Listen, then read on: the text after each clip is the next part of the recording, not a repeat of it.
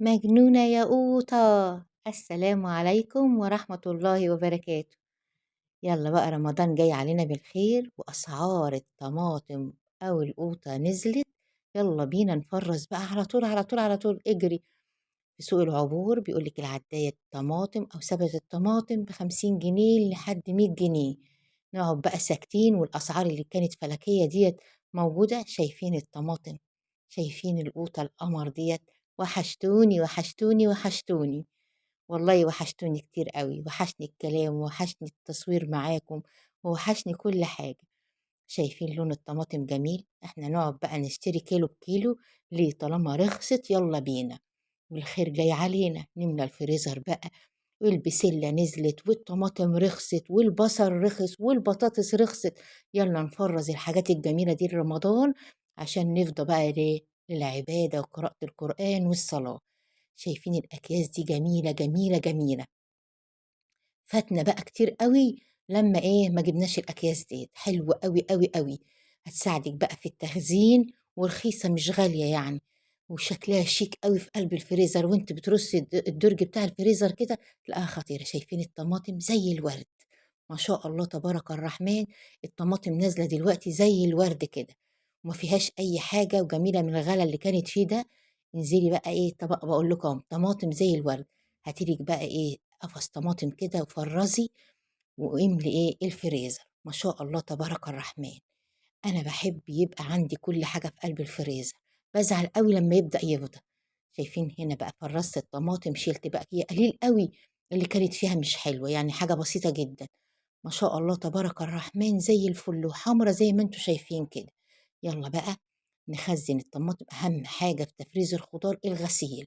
يعني جبت الطماطم تمسكي بقى ال تمسكي بقى الطماطم بقى كده وتملي بقى ميه عليها، وتحطي تغسلي الاول ميه الاول، وبعدين تحطي خل عليها وتغسلي. اهم حاجه في الخضار غسيله.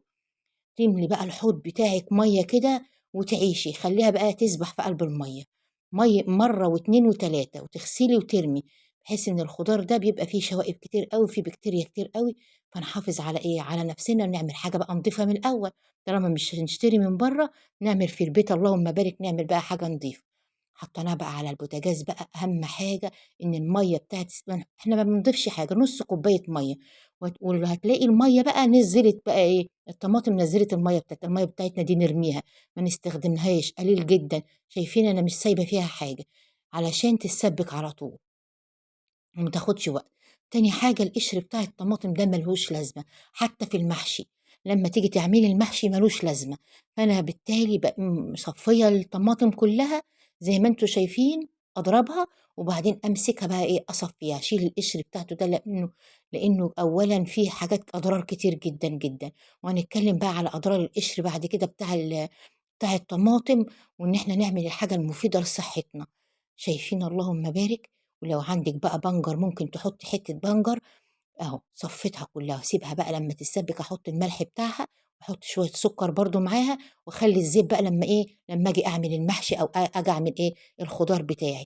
هوريها لكم في الاخر اللهم بارك. رهيبة رهيبة. خدتش وقت معاكي، هي الوقت بس ان احنا نغسل الطماطم غسيل جامد جدا. انا عايزه اكلمكم بقى على اهم حاجه في قلب كل مرة نعمل أولا نذكري الله. سمي الله كتير أوي، اذكري الله وصلي على الرسول وانت بتعملي الأكل بتاعك. هتلاقي الدنيا كلها رايقة معاك، هتلاقي الحاجة الصعبة كلها خلصت.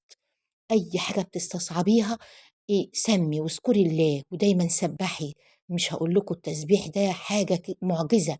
معجزة وذكر الله كل حاجة هتخلص. اللهم ارزقنا دايما، اللهم ارزقنا الخير، اللهم ارزقنا الستر، اللهم ارزقنا الصحة.